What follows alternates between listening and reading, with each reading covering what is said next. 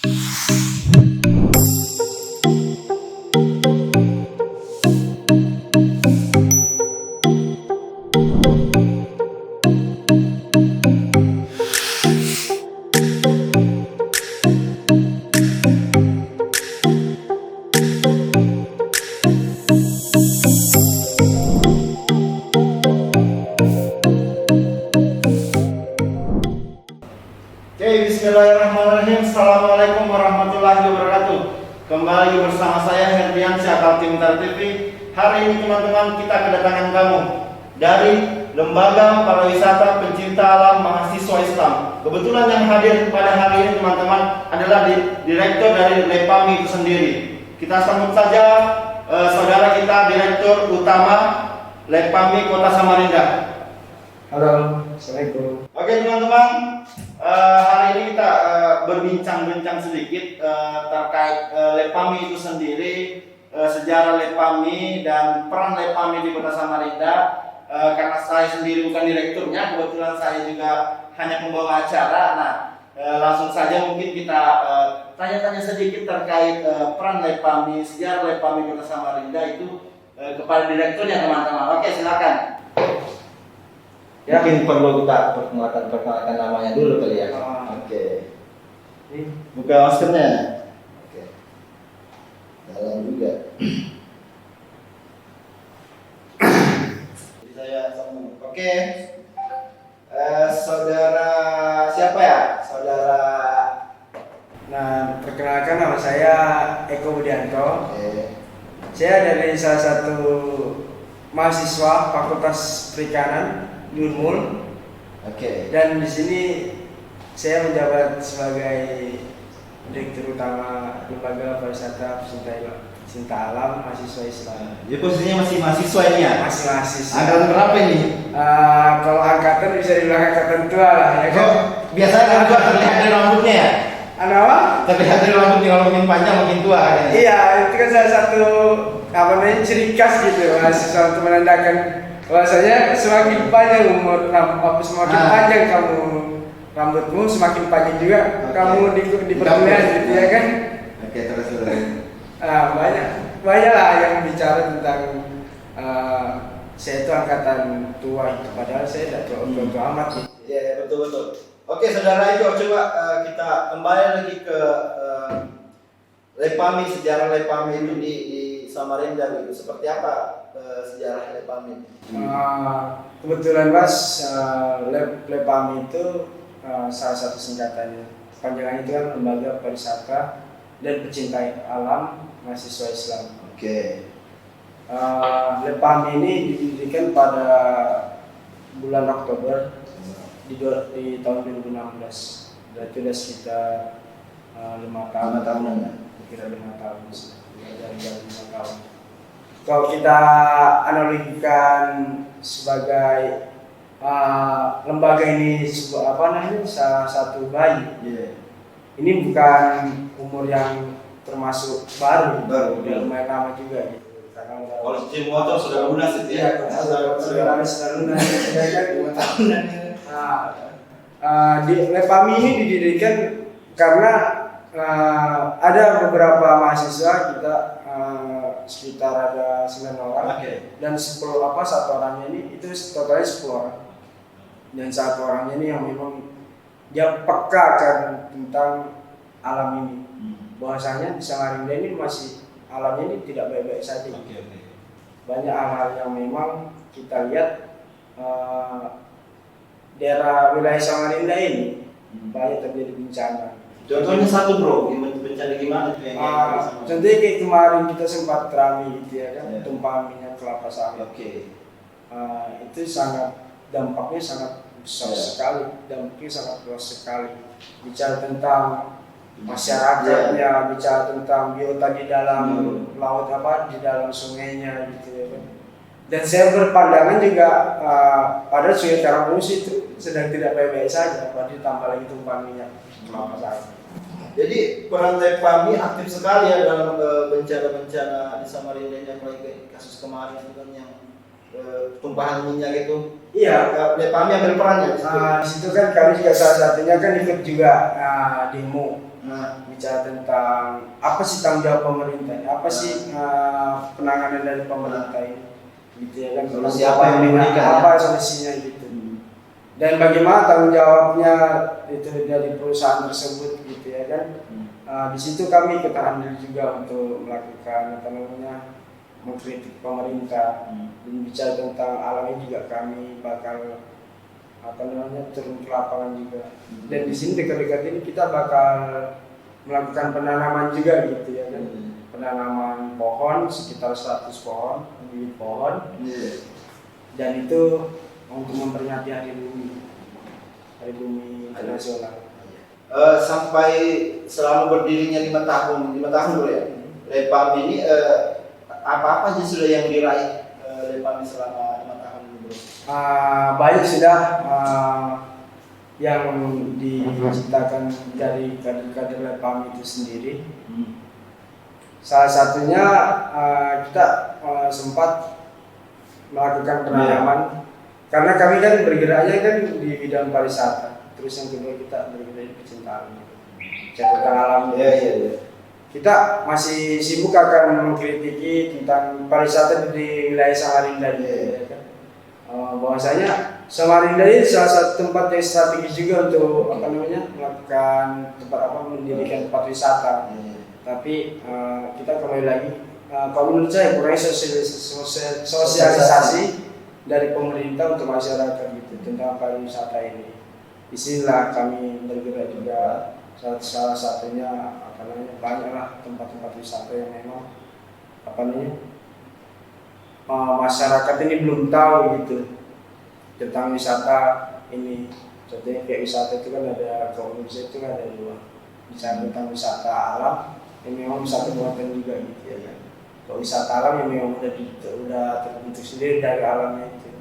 Udah terbentuk gitu. Baru kita mengklaimnya. Gitu. Oh ini tempat wisata itu tempat yang keren. Itu dan wisata buatan pun kita yang buat sendiri gitu ya. Oke, kalau ini kan kalau di kampus kan kampus itu kita kenalnya namanya Mapala, mahasiswa pencinta alam. Apakah Lepam ini ada persamaan dengan Mapala atau semacam sama aja gitu? Fungsi atau apa segala macam yang mirip aja gitu? Mapala dan Lepam. Kalau yang menurut saya Lepam ini beda dengan Mapala-Mapala. Kenapa saya bilang beda? Karena Lepami ini sendiri itu kita bergerak di bawah namanya HMI mahasiswa Islam. Dan setahu saya kalau mapala-mapala di luar sana, mapala-mapala di universitas maupun fakultas itu ada namanya sendiri. Mereka memiliki mapala pusat induknya gitu ya. Di kayak di Unggul itu ada mapala induknya itu MAPA kalau nggak salah gitu. Dan Lepami sendiri kita juga ada gitu induk mapala itu namanya PB Bakornas. PB Bakornas. Kalau di HM itu kan ada PB-nya juga. Dan di Lepami juga ada gitu. Pusatnya terletak di Jakarta sana. Ada juga pusat begitu. Ada juga. Jadi kalau Lepam ini kayak semacam naik gunung juga sih, kayak mapala-mapala pada biasanya itu naik gunung harus segala. Dan itu pun juga salah satu hobi para pendiri ini gitu. Jadi hobinya ini hobi para pendiri ini salah satunya ialah ke alam, dia suka mendaki juga. Oh, jadi tujuan dibentuknya ini berawal dari hobi. Berawal dari hobi itu. Sangat banyaknya sudah kader-kadernya HMI yang belum bisa terangkum di tataran komisariat maupun dia belum dapat memiliki wadah HMI, makanya dari Lepam ini lah itu apa namanya terbentuk itu supaya terlihat ini dikasih peran di Lepam ini ada cabang itu. Oke, Lepam ini bawah naungan HMI sendiri ya. Kalau kita berbicara di bawah naungan berarti HMI ini semacam lembaga tertua juga ya. Lembaga. Kok bisa nggak bro sedikit sedikit cerita garis-garis besar HMI adalah sejarah-sejarah HMI sedikit ya bro. Itu kan salah satu organisasi HMI ini kan salah satu organisasi tertua gitu ya. Oke. Yang didirikan pada tahun 1947. Oke. Nah, sampai saran bro ya. Karena kalau saran kan ini kan dipublis nih. Iya. Kalau salah sedikit kan bahaya juga. Sama-sama soalnya kita kelihatan. Sama-sama kan sih. Kalau salah belum lagi. Oke terus. Ini kan didirikan pada tahun 1947 kan. Sampai sekarang HMI itu masih eksis mengawal isu pemerintah. Tentang kebijakan pemerintah. Dan kita kata pepatah pun juga betul itu, semakin tinggi pohon semakin deras terjangan anginnya gitu. Dan kalau kita samakan dengan organisasi, maka makin deras juga terpaan HMI ini. Makanya salah satunya untuk merangkul kader-kader HMI ini terdirinya lah lembaga kekaryaan ini. Salah satunya LEPAMI. HMI cukup ini ya, cukup aktif nggak menurut kamu kalau di Kota Samarinda, maksudnya dalam peran mengawali isu-isu yang ada di Samarinda. Karena kan soalnya kemarin juga bagian dari yang turun di demo terhadap tumpangnya itu kan bagian dari HMI juga ya. Salah satunya kan kalau bicara tentang aktif, kalau menurut saya aktif sekali kita mengawal kebijakan pemerintah ini. Kan salah satunya kemarin kita sempat demo juga ya kan tentang tumpang minyak yang saya katakan tentang tumpang minyak kelapa sawit. Dan kebetulan posisi itu dalam kondisi puasa gitu. Tapi kader-kader ini masih setia mengawal tentang kebijakan ini, tanggung jawab ini. Dan kondisinya kita masih melakukan puasa gitu. Yang itu menurut saya sangat salut untuk kader-kader ini gitu. Oke, kalau gitu coba kita bahas terhadap mindset pencinta alam, apalagi khususnya LEPAMI itu ya. Coba saudara Eko jelaskan sedikit dari itu. Ya, bicara tentang mindsetnya, kita tahu sendiri bahwasanya masyarakat di luar sana atau mahasiswa juga banyak yang berpikiran tentang anak-anak pecinta alam ini orang-orangnya rembes. Anak-anak pecinta alam ini orang-orangnya anarkis semua. Dan salah satunya itu juga salah satu message yang ditimbulkan gitu. Terhadap orang gondrong juga ya kan. Kalau menurut saya itulah ada orang bijak berkata jangan lihat orang itu dari sampulnya gitu ya kan. Karena sampulnya belum tentu isinya itu sama gitu. Nah, di sini saya ingin merubah mindset dari masyarakat terkait akan pecinta alam ini. Semua ya. Pokoknya semuanya. Karena kita bicara tentang pecinta alam, menurut saya pecinta alam itu bukan orang yang rembes gitu. Kita bicara tentang masuk ke hutan dan kita itu pun harus safety gitu ya kan. Bagian kita harus tertutup, bukan sobek ya kan. Dan menurut saya pecinta alam itu juga bukan orang yang tidak taat akan waktu, maksudnya orang ini tidak disiplin. Kalau kita analogikan dalam sebuah matahari, ya kan, sunrise dan sunset itu dia selalu disiplin akan waktunya ketika dia naik dan dia turun gitu, tenggelam. Dan menurut saya bisa dianalogikan kecintaan seperti itu juga. Karena ada beberapa kondisi yang memang membuat dia tidak disiplin. Tapi bicara tentang hutan kita sangat disiplin sekali. Kenapa sih memang teman-teman pencinta ini harus selalu terlihat gondrong itu? Memang aneh ya, enak ya kalau gondrong. Sebetulnya kalau untuk orang gondrong ini mas, ini kan salah satunya sejarah gitu ya kan. Karena di zaman sekolah kita tidak boleh gondrong. Iya. Ya kan. Kenapa di banyak mahasiswa pecinta alam yang gondrong? Kalau menurut pandangan pribadi saya, yang pertama rambut gondrong ini bisa menghangatkan suhu tubuh kita ketika di alam gitu ya kan. Terus yang kedua bicara tentang sejarahnya, kita tarik sejarahnya di zaman Soeharto. Ya kan itu banyak orang itu dilarang gondrong. karena pada zaman saat itu orang gondrong itu dibilang anarkis di zaman Soeharto itu. Dari situlah mahasiswa bergerak bahwasanya orang gondrong itu bukan orang yang anarkis gitu. Ya kan, bicara tentang sifat itu bicara tentang kepribadian masing-masing itu di zaman itu gitu.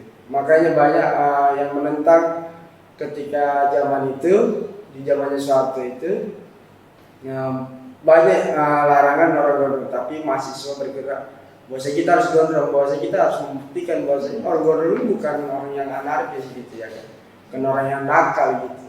Itu salah satunya. Sekarang bro, kalau kita berbicara tentang apa sih sebetulnya kader ya, atau semacam anggota Lepami di Kalau di Lepami panggilannya kisah, untuk yang laki-lakinya kisana, yang untuk perempuannya itu kisani. Kisana dan Kisani Ya. Kalau di HEMI itu kan kandeng. Iya, Itu di Lepami itu ada kisahnya kisani. Berapa sih sudah anggota Lepami di Samarinda? Kalau kita ambil database ya, jumlah keseluruhan itu ada sekitar ada 140-an. Di seluruh di cabang Samarinda itu sendiri. Dan di di Lepami ini kan salah satu kadernya kan ada yang namanya diklat sosial, pendidikan latihan khusus ya kan. Dan kemarin di angkatan saya itu Lepami ini memiliki kader di angkatan saya itu sekitar ada 15 orang. Dan menurut saya mereka seluruh di angkatan saya itu mereka orang yang aktif semua gitu. Mereka aktif semua di kampus, bicara tentang akademisnya, bicara tentang organisatorisnya maupun sosialnya.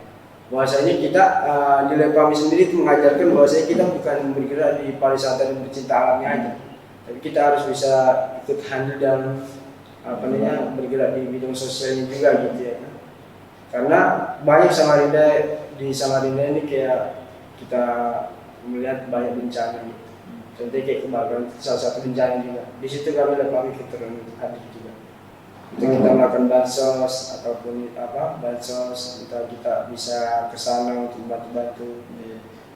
Kan kalau di HM ini kan panggilannya kan Dayuda nih. Nah kayak slogan dari sebutannya itu kalau di HM ini nikahilah Nikahilah hatimu maka sempurna HM itu. Kalau di Lepami ada juga nggak sih seperti itu? Kalau untuk mindset begitu, kalau untuk dari kader-kader Lepami sendiri, kita meyakini bahwa di Lepami ketika kalian berpacaran, kalian memiliki pasangan, kalian bisa bawa dia ke hutan, pasanganmu bawa ke hutan, ataupun mendaki, ataupun ke laut nih, ya kan? Ketika hubungan kalian masih langgeng, itu dibuktikan ketika hubungan kalian masih belum putus, belum dikatakan putus, itu hubungan kalian bakal langgeng gitu. Karena apa? Karena kita di gunung, kita kondisi pada saat mendaki gunung, kita kondisi pada saat di tengah laut, dan kondisi kita di tengah hutan, ya kan? Sifat asli manusia itu bakal kelihatan gitu. Bagaimana sih sifat asli pasanganmu ini? Gitu.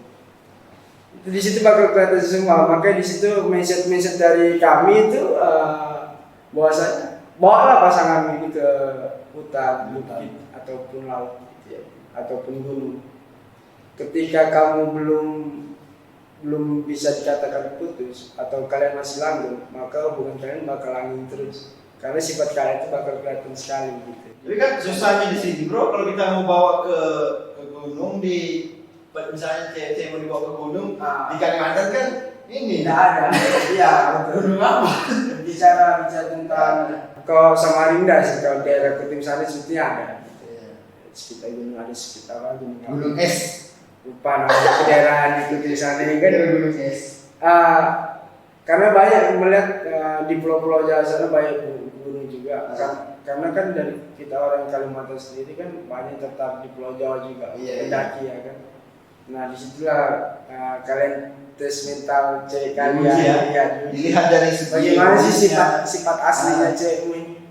apakah orangnya egois, apakah orangnya peduli ya kan, ataukah dia maunya bergerak sendiri Saya aja. sedikit dipedulikan. Iya, itu kan salah satu sifat aslinya gitu ya. Sebelum kalian menghadapi ke jenjang berikutnya. Siap. Ya dari teman-teman direktur Lepami mungkin ada kesannya atau ada yang mau disampaikan terhadap mahasiswa-mahasiswa yang sedang menjalani kuliah online di rumahnya masing-masing, apalagi ini memasuki bulan puasa, mungkin ada pesan-pesan yang ingin disampaikan terhadap teman-teman mahasiswa sendiri. Jadi pesan saya untuk mahasiswa baru, jangan lupa untuk aktif dalam berorganisasi, jangan lupa juga aktif dalam bergerak di bidang akademisnya juga. Karena menurut saya keduanya ini sangat penting itu. Di akademisnya kalian sangat perlu di perkuliahan, tapi bicara tentang organisasinya kalian sangat perlu ketika kalian selesai menjalankan perkuliahan itu pengalaman gitu.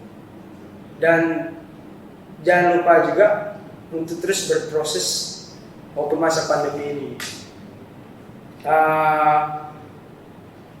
Kalau kita memiliki jargon, yakin usaha sampai.